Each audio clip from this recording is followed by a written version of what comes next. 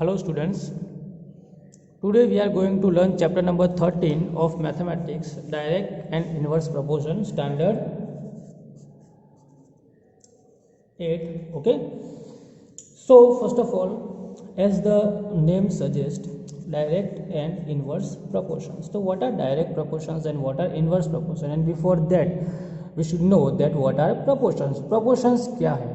तो proportions है how a quantity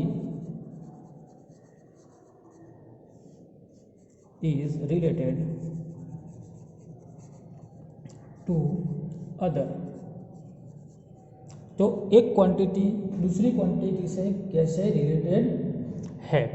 okay, for example मैं आपको कहूँ कि एक चॉकलेट 5 रुपये की आती है. Okay, if I say you get one chocolate cost 5 rupee 5. So how much 10 chocolates cost? So what you will say, you will directly multiply this and you will get 50 rupees. इसका मतलब क्या हुआ कि 5 plus 5 एक chocolate, दूसरी chocolate ऐसे plus 5 तीसरी chocolate, ऐसे मिला के टोटल 50 चॉकलेट होगी, तब जाके 50 रुपीज़ 10 चॉकलेट होगी तब 50 रुपीज़ हो गए. तो यहाँ पे चॉकलेट्स का मनी के साथ रिलेशनशिप है कि चॉकलेट इज इक्वल टू 1 और मनी इज इक्वल टू 5.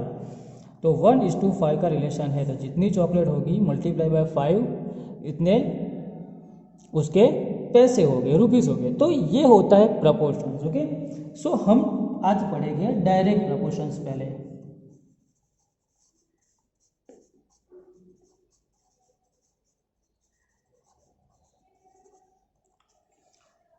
तो डायरेक्ट प्रोपोर्शंस क्या होते हैं, जैसे हमने अभी देखा कि चॉकलेट जैसे जैसे इंक्रीज होती है. ओके, इंक्रीज इन और decrease in one quantity will increase और डिक्रीज अदर. तो एक इंक्रीज होगी तो दूसरी भी इंक्रीज होगी, एक डिक्रीज होगी तो दूसरी भी डिक्रीज होगी. जैसे हमने पढ़ा अभी चॉकलेट्स के मामले में कि जैसे जैसे चॉकलेट इंक्रीज होती है, जैसे कि 1 चॉकलेट के हो गए 5 रुपीज़, 2 चॉकलेट के हो गए 10 रुपीज़, 3 चॉकलेट के हो गए 15 रुपीज़. तो जैसे जैसे चॉकलेट इंक्रीज होती है वैसे वैसे क्या होता है, पैसे भी इंक्रीज होते हैं. अगर हम ग्राफ प्लॉट करते हैं, ओके, तो let us see first of all, जैसे आपके टेक्स्ट बुक के अंदर बताया हुआ है कि cost of 1 kg sugar is 36. तो क्या लिखा हुआ है, cost of 1 kg sugar is equal to 36 rupees. Okay, तो वैसे ही हम देखते हैं कि अभी कॉस्ट देखो, weight cost, okay, weight and cost. तो weight 1 kg cost 36 rupees, weight 2 kg तो कॉस्ट कितनी होगी 72 रुपीज़, वेट 3 kg तो कॉस्ट कितनी होगी 108. ओके, कॉस्ट 4 kg तो 144. जैसे जैसे कॉस्ट इंक्रीज होती है वैसे वैसे ये इंक्रीज होता है. तो यहाँ पे देखो मल्टीप्लाई बाय 2, तो यहाँ पे भी मल्टीप्लाई बाय 2. देखो यहाँ पे मल्टीप्लाई बाय 3, तो यहाँ पे भी मल्टीप्लाई बाय 3. यहाँ पे देखो मल्टीप्लाई बाय 4 किया हमने, तो यहाँ पे भी देखो मल्टीप्लाई बाय 4 किया. तो जो यूनिट जो एक की कॉस्ट होती है वो होती है हमारा परफेक्ट रिड्यूस्ड फॉर्म, यानी कि रेश. तो इसकी जो है वो है 1/36. ओके, जब भी हमें कोई भी चीज़ 3 हिस्से चाहिए, कोई भी चीज़ के 3 चाहिए, मतलब कि शुगर अगर 3 किलो चाहिए तो उसकी कॉस्ट कितनी होगी, तो नीचे मल्टीप्लाई बाय 3. रेशियो हमने रेशियोज में समझा ना, रेशियो एंड प्रोपोर्शंस के अंदर. वैसे तो क्या करेंगे, 3/108 हो जाएगा. इसका रिड्यूस फॉर्म निकालेंगे तो हमें यूनिट वापस मिल जाएगा 1/36. अगर हम इसका ग्राफ प्लॉट करते हैं, ओके, कि किस तरीके से ग्राफ आएगा, तो ग्राफ हमेशा हमारा स्ट्रेट लाइन होता है इंक्रीजिंग मैनर के अंदर. तो यहाँ पे मैं लिखता हूँ 1 2 3 4 एंड 5. फिर देखो यहाँ पे 36 से ही इंक्रीज हो रहा है. कहाँ से इंक्रीज हो रहा है? 36 से. ओके, तो हम डायरेक्टली लिखेंगे, यहाँ पे प्लॉट ऐसे करेंगे और सीधा लिख देंगे 30, 40, 50, 60, 70, 80, 90, 100, 110, 120, 130, 140। ओके, तो देखो 36 है तो यहाँ पे आएगा। ओके, 36 मतलब यहाँ पे। फिर दूसरा क्या है 72, तो 72 समथिंग यहाँ पे। फिर 108 समथिंग यहाँ पे। और फिर अगर मल्टीप्लाई बाय 5 करते हैं, मल्टीप्लाई बाय 4 करेंगे तो 144 आएगा समथिंग यहाँ पे आएगा। ओके, तो अगर हम लाइन प्लॉट करते हैं, देखो स्ट्रेट लाइन बन रही है, हमने क्या प्रॉपर मेजरमेंट लिए नहीं है, इसीलिए ऐसी टेढ़ी मेढ़ी लाइन आ रही है, पर हमेशा स्ट्रेट लाइन होगी। तो इंक्रीज, अगर ये क्वांटिटी जैसे जैसे इंक्रीज होगी ये भी इंक्रीज होगी। ओके, अगर ये क्वांटिटी डिक्रीज होगी तो ये क्वांटिटी भी डिक्रीज होगी। तो इसे डायरेक्ट प्रोपोर्शन बोलते हैं कि यहाँ पे जो इफेक्ट होती है वही यहाँ पे इफेक्ट होती है। ओके, तो फिर स्पीड एंड टाइम की बात करते हैं। ओके, तो ये जो इंक्रीज है डिक्रीज है वो देखते हैं। ओके, नाउ यहाँ पे लिखा हुआ है observe the weight of sugar increase is also the cost increase. तो जैसे जैसे वेट ऑफ शुगर इंक्रीज होता है, weight increase cost will increase, और weight decrease cost will decrease. उस तरीके से होता है। Take one more example, suppose the car uses 4 litres of petrol to travel the distance of 60 kilometres, how far it will travel using 12 litres. तो समझो कि 4 litre petrol के अंदर कितना 60 किलोमीटर जाती है, तो 12 लीटर के अंदर कितना किलोमीटर जाएगी। ओके, तो हमने वापस प्रोपोर्शन निकाले पेट्रोल और डिस्टेंस। तो 4 लीटर के अंदर 60 किलोमीटर्स प्लस 4 करते हैं, मतलब कि मल्टीप्लाई बाय 2, 8 के अंदर कितना होगा 120, फिर 12 के अंदर 180 किलोमीटर। यहाँ पे मल्टीप्लाई बाय 4 किया तो यहाँ पे मल्टीप्लाई बाय 2 किया, यहाँ पे मल्टीप्लाई बाय 2, यहाँ पे मल्टीप्लाई बाय 3 किया तो यहाँ पे मल्टीप्लाई बाय 3 किया। अब यहाँ पे वापस मल्टीप्लाई बाय 4 करेगा मतलब 16। ओके, तो यहाँ पे कितना आएगा 6 4 जा 24, 240। ओके, तो एक रेशियो निकलता है, तो उसे हम बोलेंगे। तो रेशियो चलो निकालते हैं, क्या आता है। तो हम पेट्रोल बाय डिस्टेंस करते हैं इज इक्वल टू एक कांस्टेंट ले लेते हैं के। तो पेट्रोल कितना है 4 बाय डिस्टेंस कितना है 60 इज इक्वल टू के इज इक्वल टू 1/15। तो ये 1/15 कांस्टेंट है। ओके, तो हम लिखते हैं पेट्रोल मतलब P by distance D is equal to 1/15। Okay, और के तो पेट्रोल की कॉस्ट होगी वो कितनी होगी 1/15 इंटू डिस्टेंस होगा, डिस्टेंस मतलब इसका के ले लिया हमने, तो पेट्रोल की कॉस्ट होगी के इंटू डिस्टेंस। तो ये जो है वो कांस्टेंट रेशियो है। क्या है कांस्टेंट रेशियो, जिससे हम मल्टीप्लाई करके दोनों की वैल्यू ढूंढ सकते हैं। ओके, और दूसरी चीज़ देखते हैं हम कि देखो इसको ये क्वांटिटी है। ओके, पेट्रोल और डिस्टेंस की, petrol into by distance is equal to ये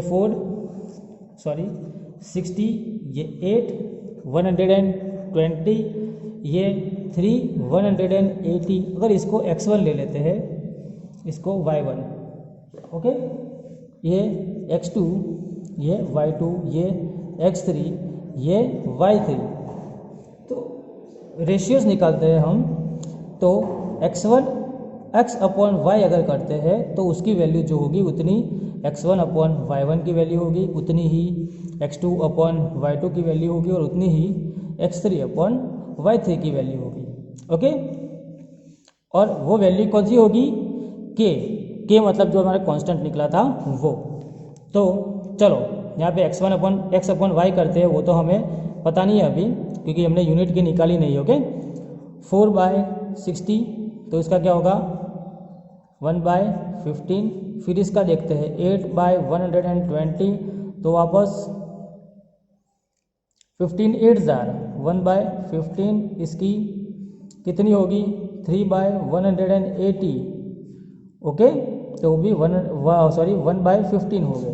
तो यूनिट की 1 लीटर के अंदर कितने 15 किलोमीटर गाड़ी चलती है। हम बोल सकते हैं कि ये के है और इस कांस्टेंट से मल्टीप्लाई करेंगे। अगर हमारे पास कोई है नहीं, समझो मैं लिखता हूँ कि 50 लीटर के अंदर कितना चलेगी, समझो 60 लीटर्स के अंदर कितना चलेगी 60 लीटर पेट्रोल होगा तो कितना चलेगी, तो petrol is equal to 60 and D is equal to how much, तो के हमारे पास है 1/15। ओके, तो P is equal to K D जैसे हमने ढूंढा था रेशियो।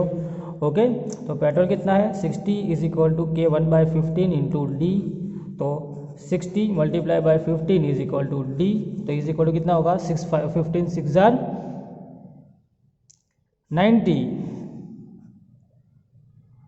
15 5 75, 15 6 जार 90। ओके, सो 900 किलोमीटर्स, तो हमें सीधा डिस्टेंस मिल गया। इसी तरीके से हमारे पास डिस्टेंस दिखा है और वो ढूंढना है तो वो भी ढूंढ सकते हैं। उसे बोलते हैं डायरेक्ट प्रपोर्शंस। ओके, इसे बोलते हैं direct proportions. Now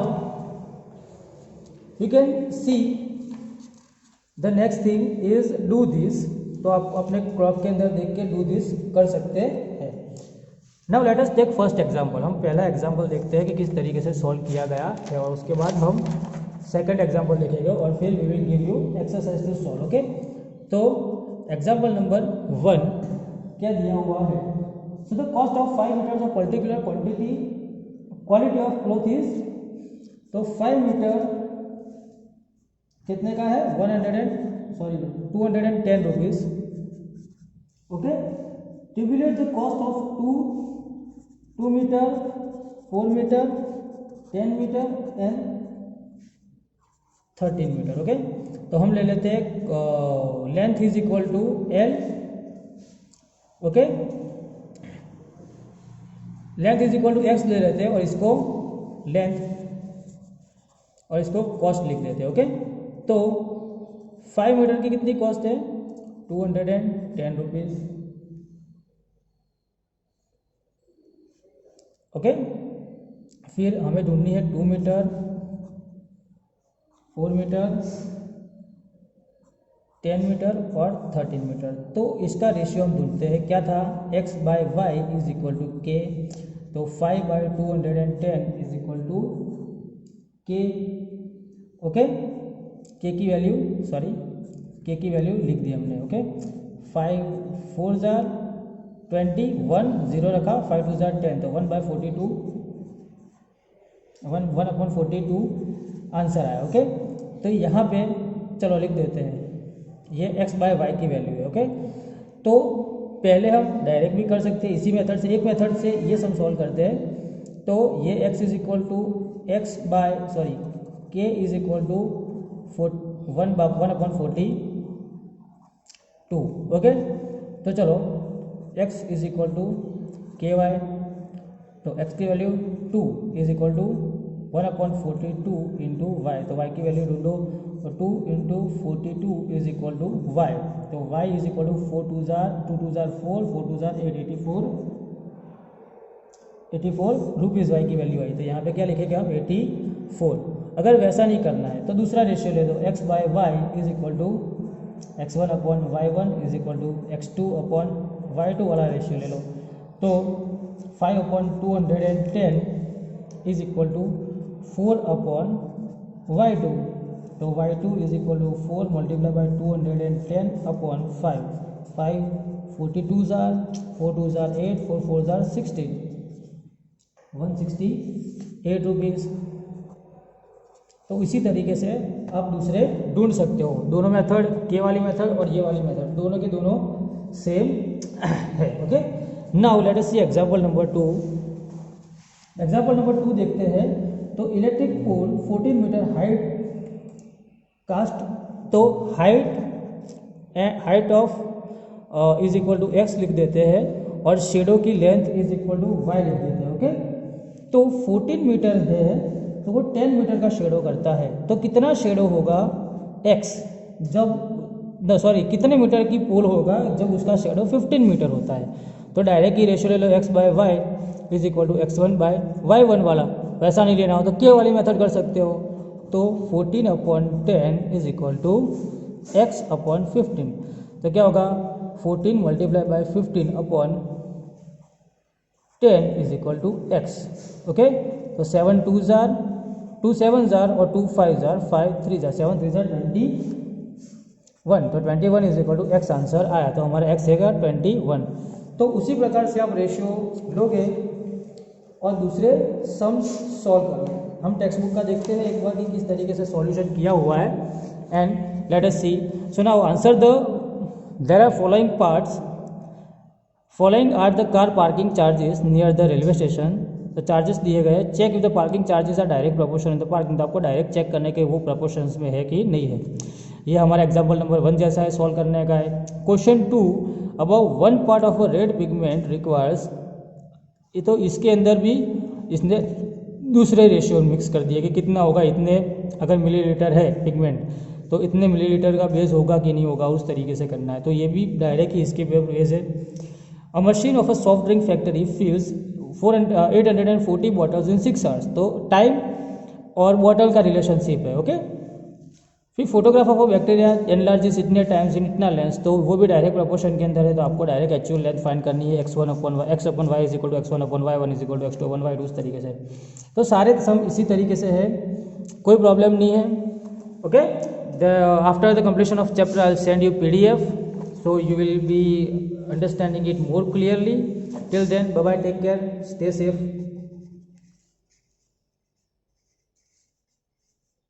bye bye, take care.